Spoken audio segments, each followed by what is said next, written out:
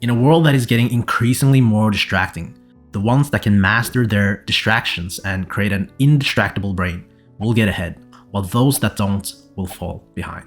I used to struggle a lot with distractions until I discovered the only 2 hidden triggers from the book Indistractable that sabotage our focus daily. So in this video, I'll show you the only 2 ways you can get distracted and simple steps you can take to remove them starting today. And the second way is the most important distraction to know. So let's get started. Before we dive into distraction number 1, let's clarify what distraction really is so we can understand it better and handle it better. Distraction is actually made up of 2 words, dis and traction. Traction is what pulls you towards something, and distraction is the opposite.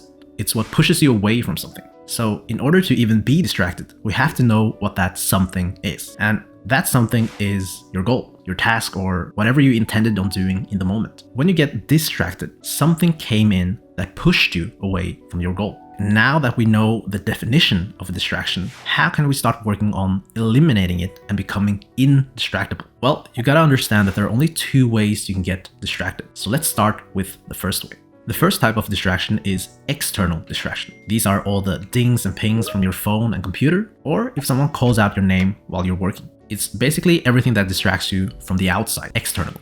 So how can you start eliminating your external distractions? Let me show you that next.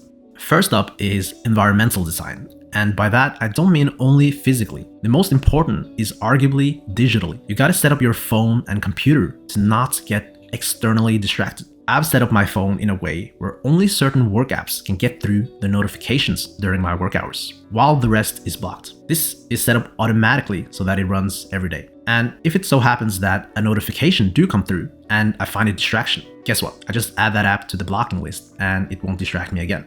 In addition to this, I also put my phone in another room altogether so I don't have it on site. You really want to set yourself up for success with 100% probability. The question I have in my mind is, how can I make it even possible, 0% chance to get distracted while working? Sure, some distractions will get through in real life, but that's the mindset I want you to have. That's what I want you to aim for. So have a look at your digital environment, most importantly your phone and computer, but also your physical environment. Set them up in a way that eliminates all distraction and adjust and iterate the environments along the way. But even though we have our external distractions covered, the second distraction is what most people overlook and struggle with. So let me show you that next. The second distraction is internal distraction. These are thoughts and emotions that come up inside you and distract you when you work. Thoughts like, this is boring, this is so much work, what you'll create is gonna suck, and emotions like boredom, worry, stress, etc. When these thoughts and emotions come up, you'll start to feel discomfort. And when the discomfort is too much for you to handle,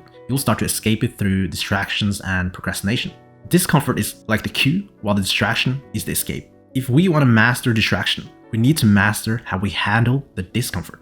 And how can we do that in practice? I'll show you exactly that next. First, you have to become aware what thoughts and emotions distracted you. And most people are actually not aware of this. They just feel some discomfort and suddenly they're on their phone or grabbing a snack. But the discomfort didn't pop out of anywhere. It came up based on certain thoughts and emotions prior to it. So the first step is to start becoming aware of them. And how do you do that? Well, you have to start tracking. Every time you start feeling discomfort and want to procrastinate, stop for a moment and pull out your journal and start writing exactly what thoughts are going on in your mind and exactly what emotions you're feeling in the moment. And then just go back to work, because now you really just want to track and you probably don't want to derail from your work anyways. If you do this every time, every day for 1 to 2 weeks, you'll start to become very aware of the exact thoughts and emotions that is making you procrastinate. And you'll start to notice patterns of thoughts, the stories you're telling yourself, patterns of emotions, certain emotions coming up more than others. Only after identifying those thoughts and emotions can you start to deal with it.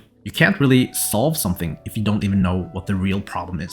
So you can't really find a solution to your procrastination and distraction if you don't even know the underlying thoughts and emotions that created it. So once you have more clear data on your thoughts and emotions, you'll have a better understanding of your real problem. By the way, in my 30-day productivity challenge, I have made a plug-and-play template to track both your internal and external distractions and ways to solve them.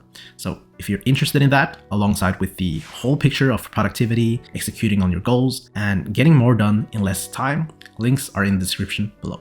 So eliminating distractions will significantly increase your productivity. Something that will increase it even more is knowing how to effectively plan your month, week, and day. So if you're interested in that, watch the next video over here where I'll show you exactly that. See you next time.